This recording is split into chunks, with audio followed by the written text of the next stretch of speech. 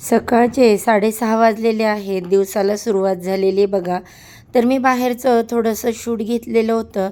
कारण सकाळी उठल्यानंतर थोडंसं खिडकीत येऊन उभी राहते. फुलांची झाडं वगैरे बघत, फुलं आलेली आहेत की नाही. फुलं असेल तर झाडांवरती बघायला पण छान वाटतं.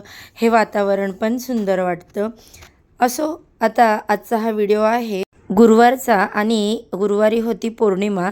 तर पौर्णिमेच्या दिवशी कशा पद्धतीने पूजा केली, काय उपाय केले, हे मी या व्हिडिओमध्ये तुमच्यासोबत शेअर करणार आहे. हाय, हॅलो, नमस्कार. मी शर्मिला. माझ्या ह्या यूट्यूब चॅनेलमध्ये माझ्या सगळ्या गोडताईंचं, मैत्रिणींचं अगदी मनापासून स्वागत करते. आजचा दिवस तुम्हाला खूप छान जाओ. सर्वांना श्री स्वामी समर्थ. शुभ गुरुवार तसेच शुभ सकाळ. बघा, तुम्ही काल माझ्या व्हिडिओला जे प्रेम दिलं त्याबद्दल देखील तुमची खूप हृदयातून आभारी आहे.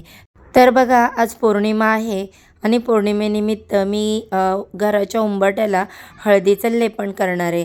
तर त्याच्यासाठी याच्यामध्ये मी चंदन पावडर, हळद, गंगाजल, गोमूत्र, गुलाबजल हे सगळं मिक्स करून घेतलं. आता माझ्याकडे हे सगळं सामान संपलेलं होतं. फक्त हळद बाकी होती आणि गोमूत्र. तर मी काल जाऊन हे सगळं सामान पूजा साहित्याच्या दुकानातून घेऊन आले होते. उंबरठ्याला छान असं लेपन करून ठेवलं सुकण्यासाठी.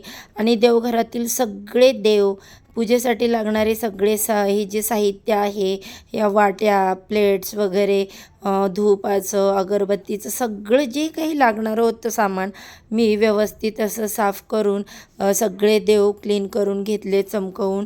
कारण बघा, पूजा करताना आपल्याला देव जर असे काळपट असेल तर पूजा केल्यासारखी वाटत पण नाही ना.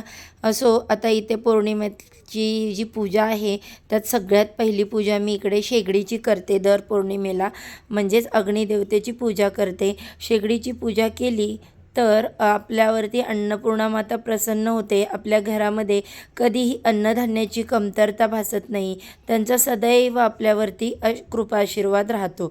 आता बघा, पूर्वीच्या काळी चुलीची पूजा केली जायची. किंवा आता पण जरी तुम्ही गावाला पाहिलं, कोणता कार्यक्रम असेल, जेवण बनवायच्या अगोदर जे आचारी येतात तर ते 5 बायका बोलवून चूल पुजायला सांगतात.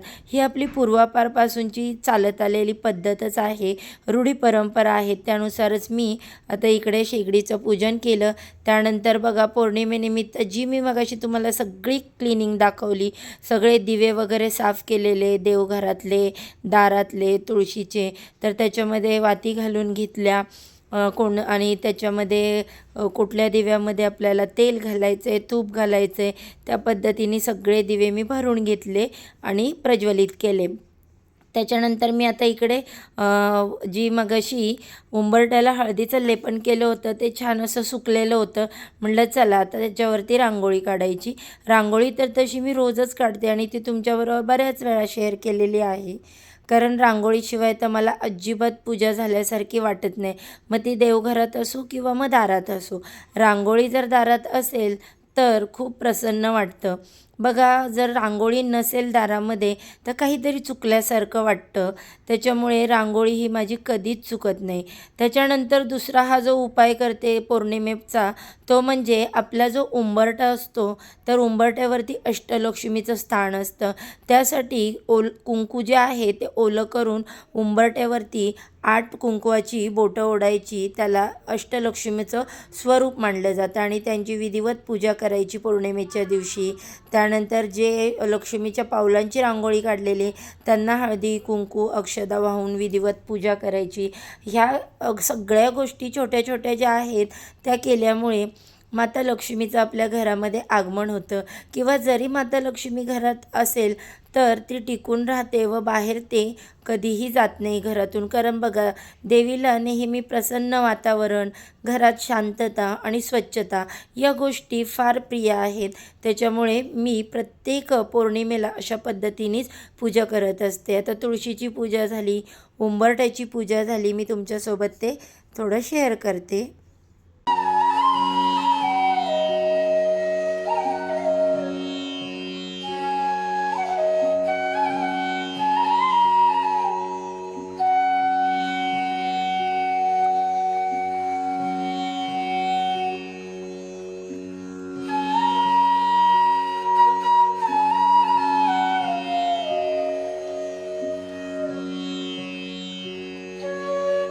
तर अशा पद्धतीने बाहेरची जी सगळी तुळशीची उंबरठ्याची पूजा झालेली आहे.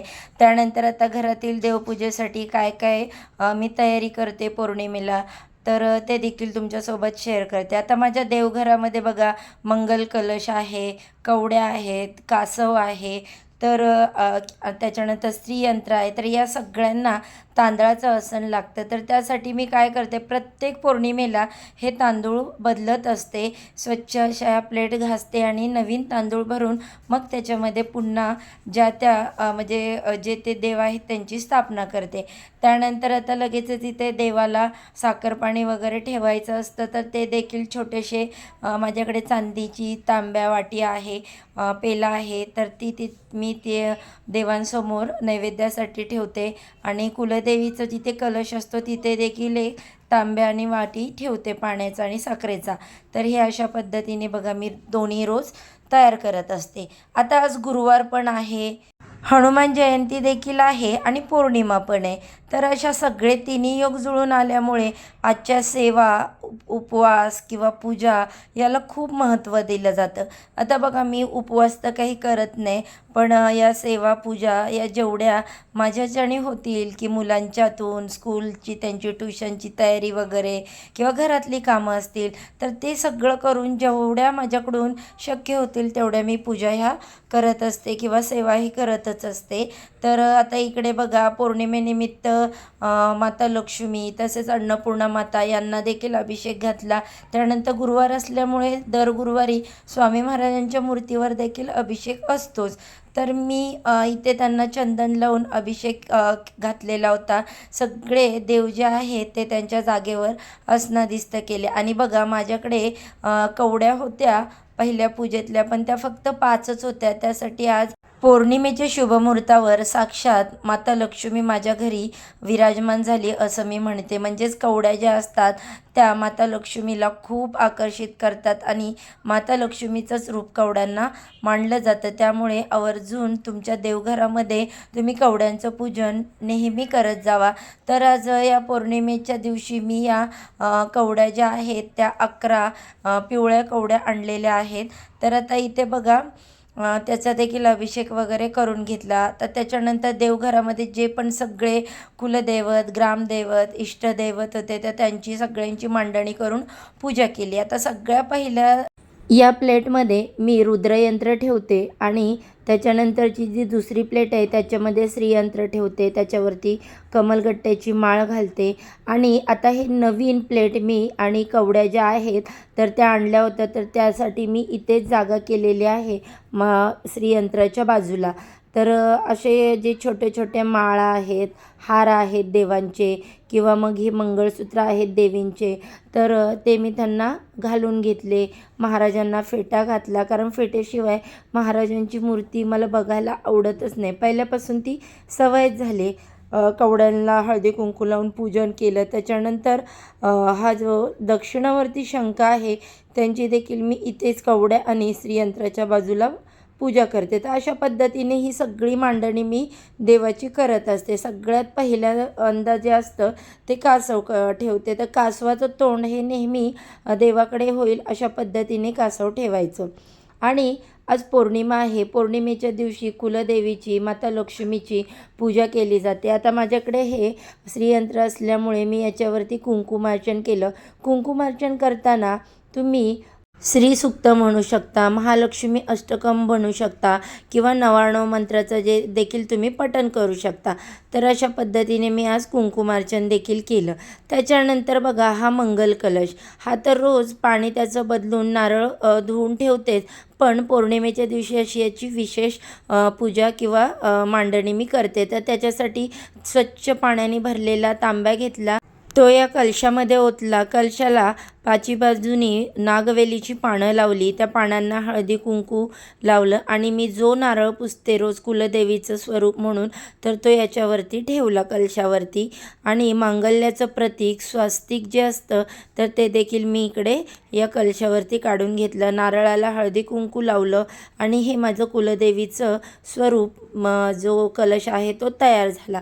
त्यानंतर औंची यमई ही आमची कुलदेवी आहे, तर त्यांच्या टाकाला देखील हळदी कुंकू लावून त्यांची देखील त्यांच्या स्थानावरती त्यांना ठेवून दिलं. त्यानंतर देवीला मी रोज बांगड्या ठेवते, त्याच्यानंतर कुंकवाचा करंडा, ही सगळी मांडणी वगैरे झाली की देवांना धूप अगरबत्ती दाखवून घेतली. त्यांची बघा पूजानंतर जर आपण धूप अगरबत्ती लावली तर वातावरण शुद्ध होतं आणि त्यामुळे आपल्याला पूजा केल्याचं संपूर्ण फळ मिळतं. त्याच्यानंतर बघा पौर्णिमेच्या दिवशी आपण माता लक्ष्मीसाठी काही सेवा करायच्या असतात. मातेने आपल्या घरामध्ये कायम स्वरूपी राहावं, त्यांनी कधीही आपल्यावरती रागू नये, घरातून बाहेर जाऊ नये, त्यासाठी अशा काही छोट्या छोट्या सेवा असतात तर त्या मी करते. त्याच्यामध्ये मी हे जे नित्यसेवेचं पुस्तक आहे माझ्याकडे, त्याच्यातून स्तोत्र मंत्र किंवा जे श्री सूक्त वगैरे तर त्याचं पठण केलं. त्यानंतर अशा पद्धतीने माझी आजची पौर्णिमेची पूजा होती.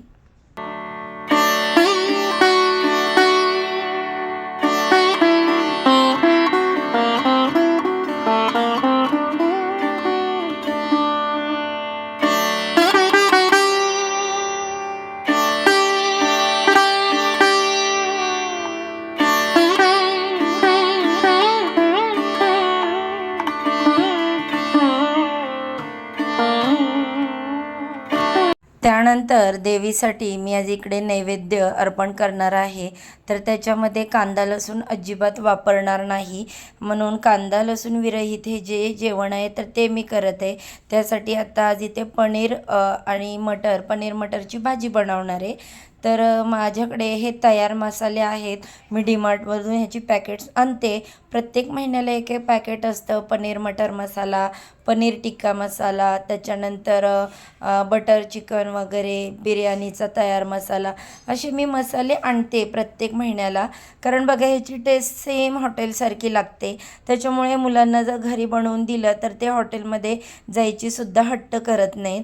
तर अशा प्रकारे मी हे जेवण आज कांदा आणि लसूण विरहित आहे. तोपर्यंत इकडे जानू तिच्या शाळेतील मजा मस्ती मला सांगत होती, म्हणून आम्ही दोघी बोलत हसत होतो. असो आता मुलांचं हे असतं, जेवण मी बनवत असते तेव्हा आजूबाजूनी येत राहतात, मम्मी असं झालं, मम्मी हे झालं, असं सांगत राहतात.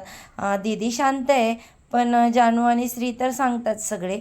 तर त्याच्यानंतर बघा आता इथे लगेचच मी पनीर मटरची भाजी तयार करून घेतली. अगदी साधीसुधी जी रेसिपी आहे सोपी नेहमीसारखी, तर त्या पद्धतीनेच केली. त्यानंतर लगे चपात्या पण माझ्या करून झालेल्या आहेत इकडे. आणि आज देवीसाठी नैवेद्याला मी खीर बनवणार आहे.